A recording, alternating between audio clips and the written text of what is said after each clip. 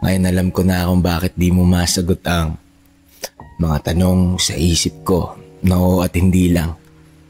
Ang akala ko ay akin na siyang naibura. Pero nandyan pa rin ang luha na sobrang mismo na siya. Ako nga ba ay bulag o ako'y namalik bata?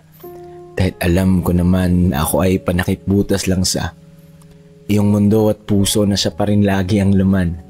At nandito naman ako na nakipagsiksikan lang. Ngunit bakit pagkatabi, kaibang klase ang saya? Kahit tayo ay magkasama at kachat mo ay siya. Hindi ko yung pinansin kasi kayang tiisin. Di bali ng panandalian, masasanay lang din. Ngunit pwede banto pa rin, isa sa aking hiling, na kung ika'y muling iibig, ito ang piliin. Yung kaya kang ipaglaban kahit kanino man, yung kukumut at yayakapin ka at kayang tabihan. Di man naging Florante at Laura, nagtagpo tayo at hindi tinadhana. Mahal, ito ang lagi mong tandaan, na ika'y mananatili kong langit at buwan. Mali ang ipilit ibigin ka, mali ang ikaw at ako sila. Paano nga ba natin kalimutan yung isang taong minahal natin ng sobra? Ang sagot ko ay hindi natin kaya. Kasi dahil sa kanya, natuto tayo. Dahil sa kanya, natuto tayong magparaya. Lalong-lalo na kung ang pinakita nating pagmamahal sa kanya ay totoo at walang halong bola.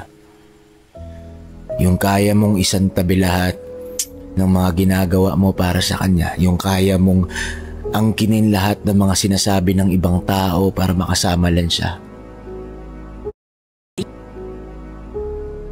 Minsan kahit na mali na yung pagsasama nyo ay kaya mong tiisin. Kaya mo siyang tiisin, makasama mo lang siya.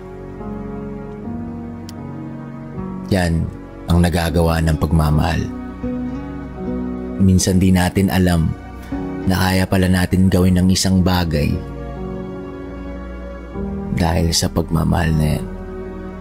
Kaya kung tatanungin nyo kung paano nyo ba malilimutan yung taong minahal nyo ng sobrang, sagot ko sa inyo, hindi nyo kaya.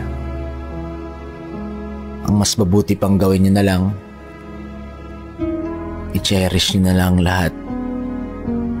Lahat ng oras, araw, minuto ng inyong pagsasama.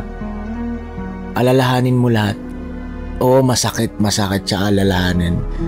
Pero sinasabi ko sa inyo, masarap magmahal. Pero masakit din masaktan.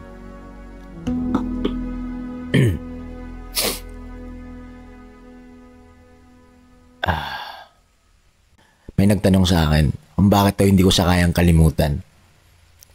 Sagot ko sa kanya, how can I unlove the person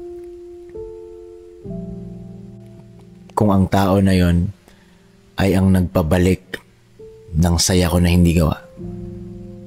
Ang tao na yon ay binalik niya ang dating ako na para bang bata. Diba? How can we unlove the person kung inararamdaman natin sa kanilang tuwa, saya, pagmamahal ay hindi gawa? Yung tipong hindi mo kailangan magkunwari pagkasama mo siya. Yung tipong hindi mo kailangang itago kung ano at sino ka talaga pagkasama mo siya. Ngayon tatanungin kita, how can you unlove the person?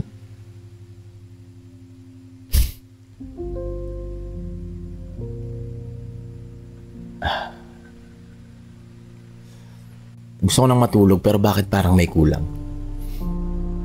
Bakit parang hinihintay ko pa rin yung text mo?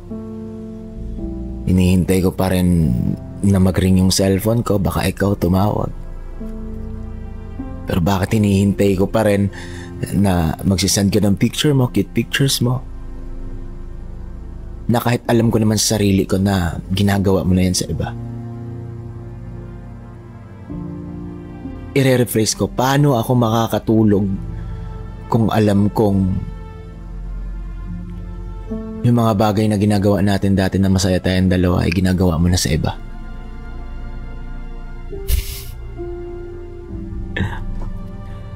Patawad dahil ginusto kita ng sobra.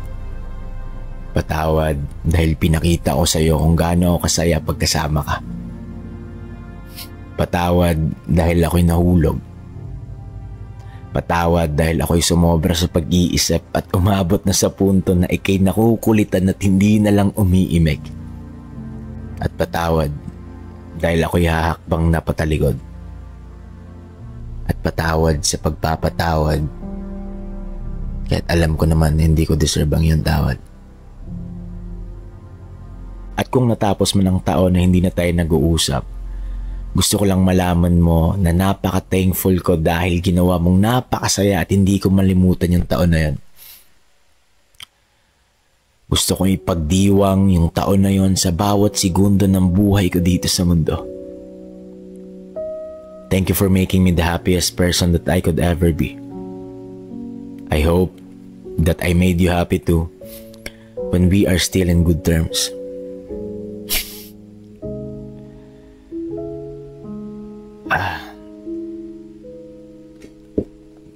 Bakit ang hirap kalimutan ka? Wala naman, diba? Walang nakasaad na tayo sana at akin ka na. Lintik na Cupido. Sana'y hindi pana at barel. Dalawa tayong tinamaan pero wala pa ring label.